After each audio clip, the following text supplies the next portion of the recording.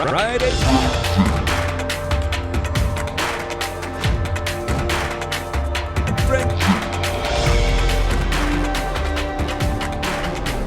The original Friday Frenzy, presented by Pepsi, starts now.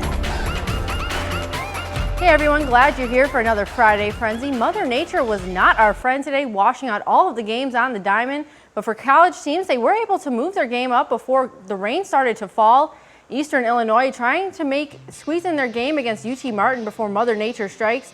Jake Ferguson gets the scoring started for the Panthers. He drops this one in right center, and that's going to bring home the first EIU run. And the rally keeps going. Joey Hagan gets a hold of this one, and that one's going to carry over the wall. The 3-run dinger gives EIU the 4-1 lead. And we're still in the first inning. Ethan Rossi sends this one towards the warning track, and the right fielder loses his footing, and that's going to bring another run aboard. A 5-run opening frame for EIU.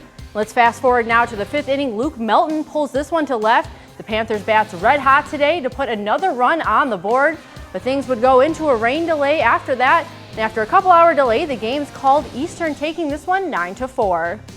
And springtime means improving and fighting for your spot and learning what you are made of, and that's what's happening in Champaign as the Illini look to follow up a 10-win season. The most wins in almost 2.5 decades. But when the calendar turns to spring, nobody cares what you did last year. It's what are you going to be this year? It's really exciting. It's fun. That's really it. It's just fun. The good thing for the Illini, a ton of production is returning, and team chemistry is high. I mean, communication, being able to talk with the person right next to you, talk with the front, talk with the back end. You know, those type of communications is something that, you know, you can't just get always on the field. Like, you have to be able to build that trust. Knowing that a guy next to you's got your back, and knowing that he's going to do his job just as well as I'm going to do my job, it allows me to play more confident rather than having to second guess. The seniors have already accomplished a lot, but they want this year to be their best. You look at the past, like my first year, we went, 5-7, and then until where we are at now, 10-3. So now it's like you can definitely see the growth and where Coach B is taking this thing. It's really just trying to make it a special story and just go out with a bang.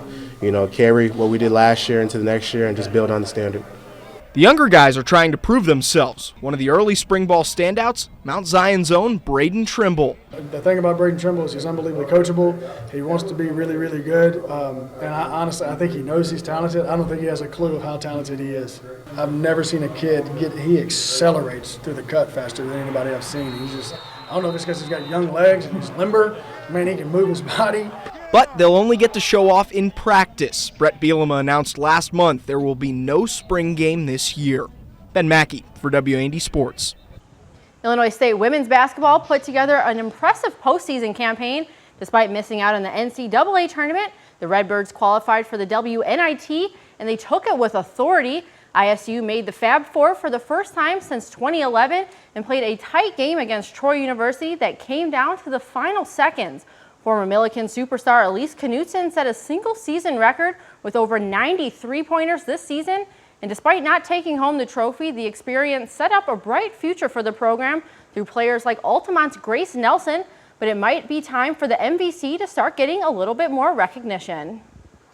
We need to have a chip on our shoulder. We need to have a little bit of, we will be the best team. I really, truly believe that. And that's how we are going to approach from day one, that we are the best team and that our expectation is we will win it. We want to win games in the NCAA tournament. Like, I just don't think our league gets enough credit or enough respect. And I think we will be more than happy to kind of help carry that into next year of making sure people know a little bit more about Illinois State and the Valley. Gillespie eclipsed 250 wins this season in her tenure at ISU, and the Redbirds shot 50% or better from the floor in each of their WNIT games. WAND's Play of the Day is presented by Menards.